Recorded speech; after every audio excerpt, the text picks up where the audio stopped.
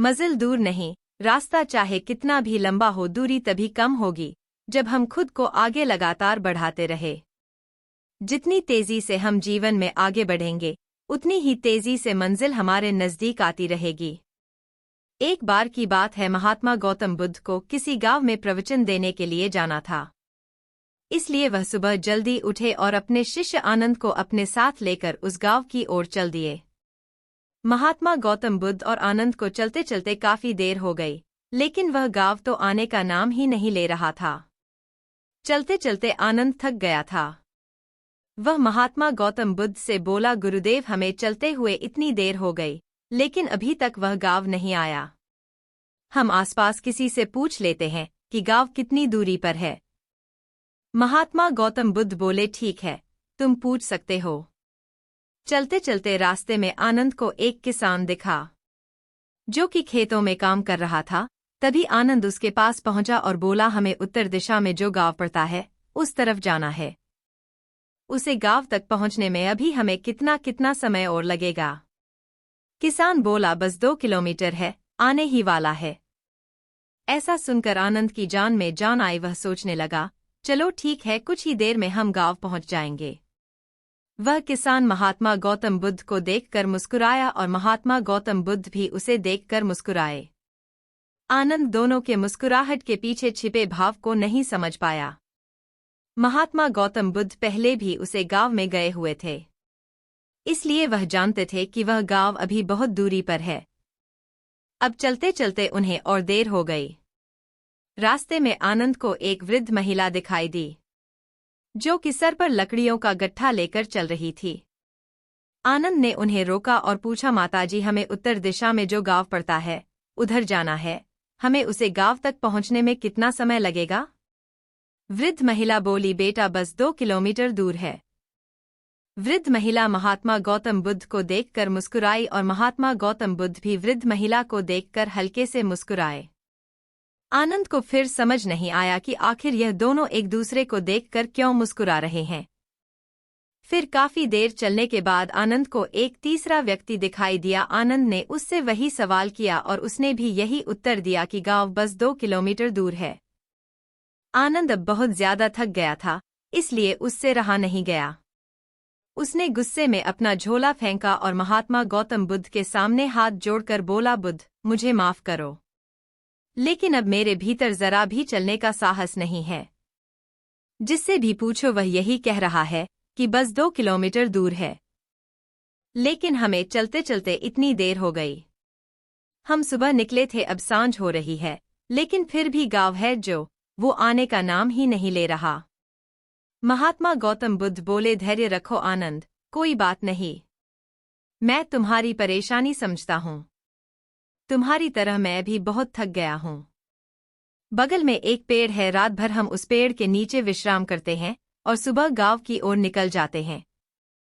ऐसा सुनकर आनंद को थोड़ा चैन मिला। वह और महात्मा गौतम बुद्ध दोनों पेड़ के नीचे आराम से बैठ गए। आनंद बोला, गुरुदेव, मुझे एक बात समझ नहीं आई। जिससे भी मैंने रास्ता पूछा सभी 2 किलोमीटर कह रहे थे। यदि सच में रास्ता 2 किलोमीटर की दूरी पर होता तो हम कब का पहुंच जाते? महात्मा गौतम बुद्ध बोले, आनंद, मैं इस गांव में पहले भी जा चुका हूं। यह गांव 2 किलोमीटर नहीं बल्कि 20 किलोमीटर दूरी पर है, जिसमें 6 किलोमीटर हम पार कर चुके हैं। आनंद बोला, गुरुदेव, यह गांव इतना दूर है तो आपने मुझे पहले ही क्यों नहीं बताया?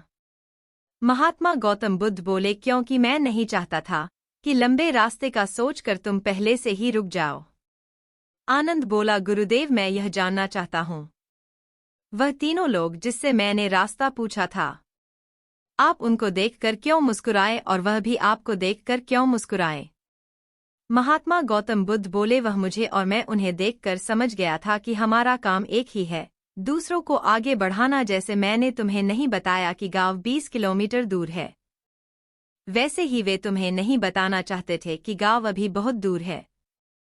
लेकिन उन तीनों ने मिलकर हमसे 6 किलोमीटर का रास्ता तो तय करवा ही दिया। महात्मा गौतम बुद्ध आगे बोले, जब मनुष्य को पता होता है कि मंजिल पास में ही है, तब उसकी गति बढ़ जाती है, लेकिन जब मनुष्य को यह पता होता है कि रास्ता बहुत लंबा है तो उसकी गति धीमी हो जाती है। जीवन के किसी भी मार्ग पर किसी भी व्यक्ति की गति धीमी ना हो, इसलिए उसे हमेशा प्रोत्साहित करते रहना चाहिए कि बस मंजिल आने ही वाली है। महात्मा गौतम बुद्ध की यह बात सुनकर शिष्य आनंद ने उन्हें दंडवत प्रणाम किया। आनंद बोला, गुरुदेव, यह मेरा सौभाग्य है कि आप मेरे गुरु हैं। आपके साथ मुझे हमेशा ही कुछ नया सीखने को मिलता है। इस रास्ते की यात्रा में भी आपने मुझे बहुत कुछ सिखा दिया है। मैं समझ चुका हूँ, यदि मनुष्य को मंजिल से प्यार हो तो उसे अपने आप को बार बार यही समझना होगा कि बस थोड़ी दूर और, इस प्रकार एक दिन वह अपनी मंजिल पर पहुंच जाएगा। महात्मा गौतम बुद्ध और आनंद ने पेड़ के नीचे रात भर विश्राम किया और सुबह गांव की तरफ निकल गए। महात्मा गौतम बुद्ध की शिक्षा। मनुष्य को हमेशा खुद को आगे बढ़ाते रहना चाहिए। उसे इस बात का यकीन होना चाहिए कि मंजिल है और बहुत पास है। वह दूरी तभी कम होगी जितना हम आगे बढ़ेंगे। तो अपने कदमों को तेज करो और खुद से हमेशा यही कहो कि मंजिल अब दूर नहीं, मंजिल पास है। तुम्हें अकेले ही चलना होगा। दुनिया में सभी लोगों को वह समझ विकसित नहीं हो सकती, इसलिए यदि आप वह इंसान हो जो जीवन को समझना चाहता है तो आपको अकेले ही चलना होगा। बहुत समय की बात है, एक राज्य का राजा था। उसे ज्ञान में बहुत रुचि थी। एक बार उनके दरबार में महात्मा गौतम बुद्ध आने वाले थे। उनके आने के कारण राजा बहुत अधिक प्रसन्न थे। लेकिन महात्मा गौतम बुद्ध हर किसी से नहीं मिल सकते थे, इसलिए वह राजा के महल आए और एकांत कक्ष में राजा से मिले। राजा ने उन्हें प्रणाम किया और बोले, महात्मा, आपका बहुत आभार कि आप मेरे महल में आए हो। लेकिन मैं चाहता हूं आपके द्वारा दिया गया ज्ञान मेरी प्रजा भी सुने। महात्मा गौतम बुद्ध बोले, राजा, बिना उनकी इच्छा जाने तुम यह कैसे कह सकते हो कि उन्हें मेरे ज्ञान की जरूरत है? राजा बोला, महात्मा, आप यह कैसी बात कर रहे हैं? हर मनुष्य को ज्ञान की जरूरत होती है ताकि वह अपना जीवन समझदारी से जी पाए। महात्मा गौतम बुद्ध बोले, यह तो तुमने ठीक कहा, मनुष्य को ज्ञान की आवश्यकता होती है, लेकिन ज्ञान तो हर जगह उपलब्ध है, फिर मनुष्य उसे क्यों ग्रहण नहीं करता? राजा बोला, महात्मा, मुझे पूरा विश्वास है कि मेरी प्रजा आपके ज्ञान को जरूर ग्रहण कर लेगी। इसलिए मैं आपसे प्रार्थना करता हूँ, आप मेरी बात को स्वीकार कर ले। महात्मा गौतम बुद्ध बोले, ठीक है राजा, आप तो जानते ही है, मेरा आश्रम इस महल से बहुत दूर एक ऊंची पहाड़ी पर है। यदि आपको लगता है कि प्रजा को मेरे ज्ञान की आवश्यकता है तो आप उन्हें लेकर मेरे आश्रम तक पहुंचे। आपकी प्रजा को ज्ञान प्राप्त करने के लिए इतना मूल्य तो चुकाना ही होगा। महात्मा गौतम बुद्ध की बात सुनकर राजा बहुत अधिक प्रसन्न हो गया। वह बोला, महात्मा, मेरी तरह प्रजा भी आपको बहुत मानती है, मुझे तो बस कहने की देर है, वे सभी आपके पास पहुंच जाएंगे। महात्मा गौतम बुद्ध बोले, ठीक है राजन, आप कल ही प्रजा को लेकर मेरे आश्रम पर पहुंच जाना। वहां मैं उन्हें अपना अनमोल ज्ञान दूंगा। ऐसा कहकर महात्मा गौतम बुद्ध महल से चले गए। महात्मा गौतम बुद्ध के महल से जाते ही राजा ने सेनापति से कहा, पूरे राज्य में ढिंडोरा पिटवा दो कि उन्हें कल महात्मा गौतम बुद्ध से मिलने के लिए जाना है। राजा की बात सुनकर सेनापति ने ऐसा ही किया। महात्मा गौतम बुद्ध के दर्शन की बात सुनकर सभी लोग बड़े उत्सुक थे। वह किसी भी कीमत पर महात्मा गौतम बुद्ध के दर्शन करना चाहते थे।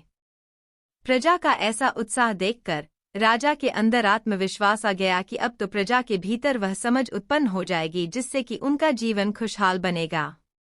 अगले दिन दूसरे दिन सुबह सभी लोग बहुत उत्सुकता से राजा रानी के साथ पहाड़ की तरफ चल पड़े। प्रजा ने राजा के साथ थोड़ी ही दूरी तय की होगी कि प्रजा को एक जगह तांबे के सिक्के दिखाई दिए। उन सिक्कों को देखकर कुछ लोग तांबे के सिक्कों को बटोरने में लग गए। राजा उनसे कहने लगे, यह तुम लोग क्या कर रहे हो? इन सिक्कों को छोड़ दो, हमें महात्मा गौतम बुद्ध से मिलने जाना है।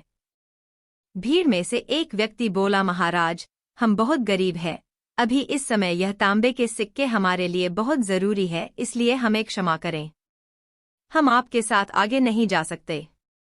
उन लोगों की बात सुनकर राजा ने उन्हें वहीं छोड़ दिया और आगे की ओर निकल पड़े। अब वह आगे बढ़े तो उन्हें एक जगह चांदी के सिक्के का ढेर दिखाई दिया।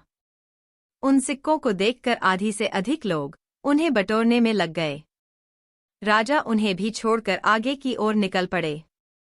आगे और बढ़े तो सोने के सिक्के का ढेर दिखाई दिया। सोने के सिक्के देखकर तो बचे हुए लोग और भी पागल हो गए। वह उन सोने के सिक्कों को बटोरने में लग गए और अब सिर्फ राजा रानी ही बचे थे जो कि पहाड़ की तरफ जा रहे थे। अब राजा रानी आश्रम से कुछ ही दूरी पर थे कि उन्हें हीरे के आभूषण दिखे। उन आभूषणों को देखकर रानी से नहीं रहा गया और वह भी उन आभूषणों देखने लगी और वहीं पर रुक गई। मजबूरी में राजा को रानी को भी छोड़कर जाना पड़ा और राजा आगे बढ़ गया। राजा जब महात्मा गौतम बुद्ध के आश्रम पहुंचे तब ना प्रजा उनके साथ थी, ना सैनिक ना रानी। वह अकेले ही थे। राजा मंजिल तक पहुंच गए। राजा को अकेला देखकर महात्मा गौतम बुद्ध बोले, अरे राजन, आप अकेले आए हो, आपकी प्रजा कहाँ है? मैंने तो आपकी प्रजा के बैठने के लिए सभी इंतजाम करवा लिए थे, लेकिन आप तो अकेले ही आए हो। राजा बोला, महात्मा, जब मैं निकला था तब मेरे साथ प्रजा थी, लेकिन आते आते मैं अकेला ही रह गया। महात्मा गौतम बुद्ध बोले, राजन, शायद अब तुम मेरी बात को समझ चुके होंगे कि ज्ञान मार्ग पर मनुष्य को अकेले ही चलना पड़ता है। यह मनुष्य के अंदर की आवाज होती है जो कि उसे इस रास्ते पर ले आती है। लेकिन संसार के लोग तो कामना, भोग और धन के लोभी होते हैं। उनके लिए ज्ञान को ग्रहण करना अत्यंत मुश्किल है। महात्मा गौतम बुद्ध फिर बोले, राजा, किसी बात को सुन लेना और समझ लेना एक बात होती है और उसे अपने जीवन में उतरना बिल्कुल दूसरी बात होती है। इसलिए यदि आपकी स्वयं की इच्छा है तो आपको अकेले चलना होगा। भीड़ कभी भी एक साथ ज्ञान या समझ नहीं प्राप्त कर सकती। राजा ने महात्मा गौतम बुद्ध के आगे हाथ जोड़ लिए। वह बोले, महात्मा, अब मुझे समझ आ रहा है कि बैठने की व्यवस्था के साथ साथ अपने तांबे, चांदी, सोने और हीरो को जगह जगह रखवाने की व्यवस्था भी की थी, ताकि आप मुझे समझा सके कि जो मनुष्य धन को देखकर रुक जाता है वह फिर कभी ज्ञान की तरफ नहीं आ सकता। राजा ने महात्मा गौतम बुद्ध के सामने नतमस्तक हो गए और वह फिर अपने महल लौट गया। महात्मा गौतम बुद्ध की शिक्षा। ज्ञान उसी को प्राप्त होता है जो अपनी कोई कीमती चीज छोड़ने को तैयार हो। इसलिए आपको जीवन में जो भी समझ आता जाए, इस पर आप चलते जाए और किसी की प्रतीक्षा ना करें, क्योंकि हो सकता है प्रतीक्षा करने से आप भी वहीं रुक जाएं। इसलिए जीवन में जो भी आपको बेहतर, सुंदर और अच्छा दिखाई देता है, उसके लिए तुम्हें अकेले चलना होगा। असंभव कुछ भी नहीं। जब हम छोटे होते हैं तो हम चलना, बोलना और हमें तो खाना भी नहीं आता, लेकिन हम अपने आप ही सीख लेते हैं, क्योंकि हमारे भीतर यह डर नहीं होता कि हम यह काम कर सकते हैं या नहीं, और कोई यह कहने वाला भी नहीं होता कि तुम यह नहीं कर सकते। असंभव कुछ भी नहीं। एक गांव में दो मित्र रहते थे, रौनक और रोहित। रौनक की उम्र 6 साल की थी तो रोहित 10 साल का था। दोनों बहुत अच्छे मित्र थे। वह हमेशा साथ साथ खेलते, पढ़ते, लगभग उनका सारा काम एक साथ में ही होता था। दोनों में बहुत प्रेम था, दोनों एक दूसरे के पूरक थे और दोनों एक दूसरे के लिए कुछ भी करने को तैयार थे।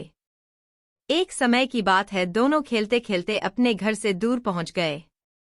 वहां एक कुआं था। दोनों कुएं के मुंडेर पर बैठे हुए थे और एक दूसरे से मजाक मस्ती कर रहे थे। तभी दोनों कुएं के मुंडेर पर खड़े हो गए और एक दूसरे को खेल खेल में मारने लगे। तभी रोहित का पाँव फिसला और वह कुएं में गिर गया। उसको गिरता हुआ देखकर रौनक बहुत डर गया। वह कुएं से नीचे उतर गया और जोर जोर से आवाज लगाने लगा, लेकिन जब रोहित कुएं में गिरा उस समय वहां कोई नहीं था। उसे समझ नहीं आ रहा था वह क्या करे। कुएं के पास में एक रस्सी से बंधी हुई बाल्टी रखी थी। रौनक ने जब यह महसूस किया कि अगर उसने जरा भी देरी की तो उसका मित्र मर जाएगा, ऐसा सोचकर उसने और एक पल का भी इंतजार नहीं किया। उसने बाल्टी को कुएं के अंदर डाला और उसके अंदर जितनी ताकत थी वह लगा दी। कुएं के अंदर रोहित ने बाल्टी की रस्सी को अपने हाथ में पकड़ लिया। रौनक के पास जितना जोर था उसने लगा दिया और वह रोहित को बाहर निकालने में कामयाब हो गया। जैसे ही रोहित बाहर निकला, दोनों ने एक दूसरे को गले लगा लिया। फिर दोनों अपने घर की ओर चले। दोनों की खराब हालत देखकर दोनों के घरवालों ने पूछा, यह क्या हालत बना रखी है तुमने अपनी? दोनों ने अपने अपने घरों में पूरी घटना बता दी, जो कुछ भी उनके साथ हुआ था। लेकिन किसी ने भी उनकी बात पर विश्वास नहीं किया, क्योंकि वह सब यह सोच रहे थे कि यह तो संभव ही नहीं है कि एक 6 साल का बच्चा 10 साल के बच्चे को खींचकर कुएं से बाहर निकाल सकता है। धीरे धीरे बच्चे अपनी बातें सबको बताने लगे, लेकिन हर कोई उनकी बातों को हंसकर डाल देता था। वहां पर एक बुजुर्ग व्यक्ति भी थे। बच्चों के अंदर सच्चाई देखकर वह कहने लगे, हाँ, बच्चे सही कह रहे हैं, जरूर रौनक ने रोहित को कुएं से खींचकर उसकी जान बचाई होगी। गांव में बैठे हुए एक व्यक्ति उस बुजुर्ग व्यक्ति से बोला, अरे काका, आप क्यों इन बच्चों की बात पर विश्वास कर रहे हो? यह बच्चे हैं, यह तो कुछ भी बोलते हैं। बुजुर्ग व्यक्ति बोले, क्यों? बच्चों की बात में सच्चाई क्यों नहीं हो सकती? व्यक्ति बोला, आप खुद ही सोचो, एक 6 साल का बच्चा 10 साल के बच्चे को कैसे कुएं से खींचकर बाहर निकाल सकता है? बुजुर्ग व्यक्ति बोले, रोहित को रौनक कुएं से बाहर निकाल पाया क्योंकि रौनक को ये बताने वाला कोई नहीं था कि ये असंभव है। हमारे बड़े होने पर लोग हमें हर तरह का काम करने से रोकते रहते हैं, ये कहकर कि ये तुझसे नहीं होगा, और फिर हम सच में मान लेते हैं कि ये मुझसे नहीं होगा। लेकिन उस समय बच्चे को पता ही नहीं था कि क्या संभव है और क्या नहीं। उसे सिर्फ अपने मित्र की जान बचानी थी, वही उसका एकमात्र लक्ष्य था, इसलिए वो अपने मित्र की जान बचाने में सफलता हासिल की।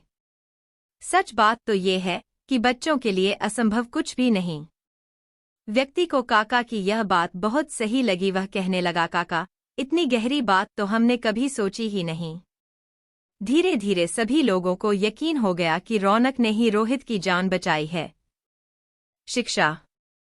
यह दुनिया ही हमें बताती है कि हम क्या कर सकते हैं और क्या नहीं। हर व्यक्ति कोई भी बड़ा काम कर सकता है अगर उसके अंदर कोई यह बात डालने वाला ना हो कि तुमसे नहीं होगा, तुम नहीं कर सकते। ऐसी बातें ही व्यक्ति के आत्मबल तो तोड़ देती है। सकारात्मक सोच के साथ हम असंभव को भी संभव कर सकते हैं।